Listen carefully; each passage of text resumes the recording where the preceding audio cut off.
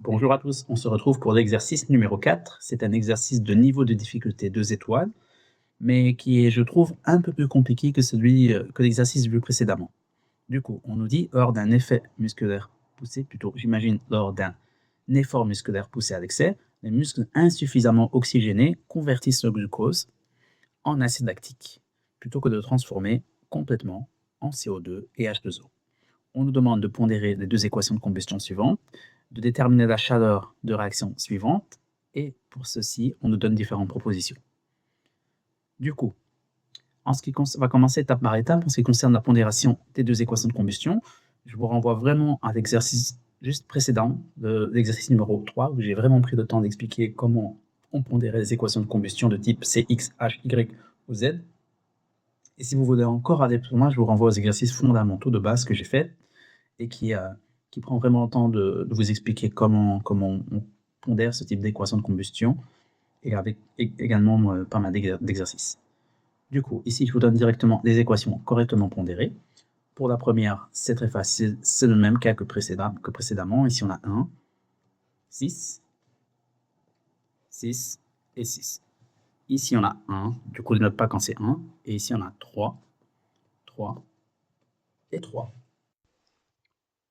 Bien, après avoir pondéré, maintenant on va déterminer la chaleur de la réaction.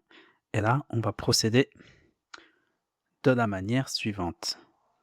En fait, ce qu'on nous dit dans l'énoncé, c'est que le glucose forme, au formé du CO2 et de l'eau, elle forme principalement de l'acide lactique. Et on arrive à une réaction qui est la suivante, où on a du glucose qui est transformé en acide lactique. Bien, mais ici, au niveau de la pondération, on va correctement pondérer la réaction. Ici, on peut directement écrire, on a 6 carbones, on en a 2, on en a 3, du coup, on a 12 hydrogènes, on en a 6, on en a 6 oxygènes, on en a 3, du coup, ici, très aisément, on va mettre 2. D'une certaine manière, en fait, ce qu'il faut faire, c'est qu'on doit arriver, via des simplifications à ce niveau-là, à cette réaction ici, de transformation. Du coup, en fait, ce qu'on va faire, c'est qu'en fait, ici, pour cette deuxième réaction, on va en fait multiplier par 2, mais non pas par 2, mais par moins 2. Et vous allez comprendre. Et si je multiplie par moins 2, qu'est-ce que je vais obtenir en fait? Je vais obtenir la réaction suivante. Et vous allez comprendre, hein? Je vais obtenir, lorsque je multiplie par 2, en fait, tous les termes ici vont être multipliés par 2. On aura 6CO2, 6H2O, CO2 et 6C3H6O3. Mais le fait que je multiplie par moins 2, en fait, le moins va retourner l'équation. C'est-à-dire qu'en fait, on aura ceci. On aura 6 CO2 gaz plus 6 H2O gaz qui va nous donner 2 C3 H6O3 solide plus 6 O2 liquide. Et à ce niveau-ci, en fait, on aura, je vais faire le calcul en même temps que vous, on aura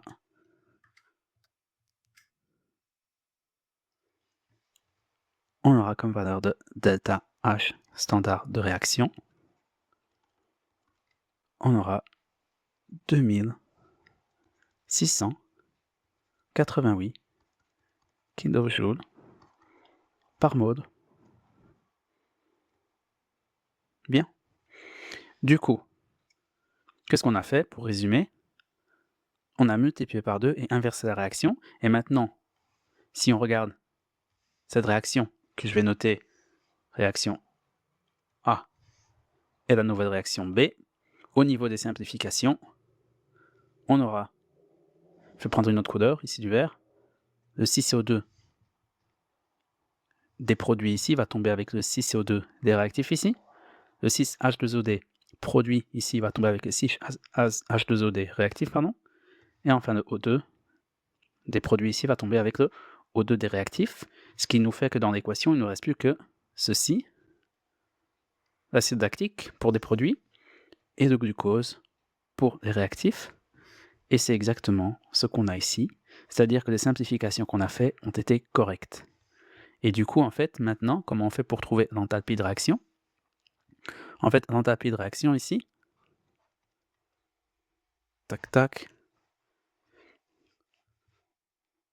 je note un petit R, en fait, ça va être égal à la somme des delta H de réaction. C'est-à-dire qu'en fait, ici, on aura donc moins 2808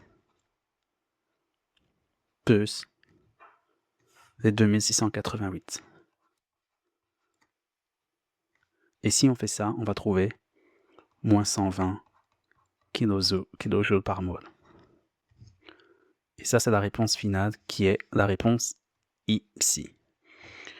Du coup, en fait, ici, il y a deux possibilités, hein. Ou bien, on simplifie les réactions. Via des simplifications, on va trouver cette réaction-ci. Et une fois qu'on a confirmé qu'on a bien trouvé cette réaction-ci, ce qu'il faut faire, c'est simplement faire la somme des delta H de réaction en n'oubliant pas de multiplier par 2, par moins 2. Du coup, le signe va changer ici. Du coup, on aura 2688. Et du coup, on n'a pas besoin de retourner à cette réaction pour calculer delta H produit moins delta H des réactifs. Après, vous pouvez le faire, hein. Vous pouvez le faire, vous allez tomber sur la même réponse, hein. Il n'y a aucun souci. Et du coup, voilà, c'est la fin de cet exercice et on se retrouve pour l'exercice suivant. Si vous avez des questions, comme d'habitude, posez-les en commentaire et on se dit à très vite.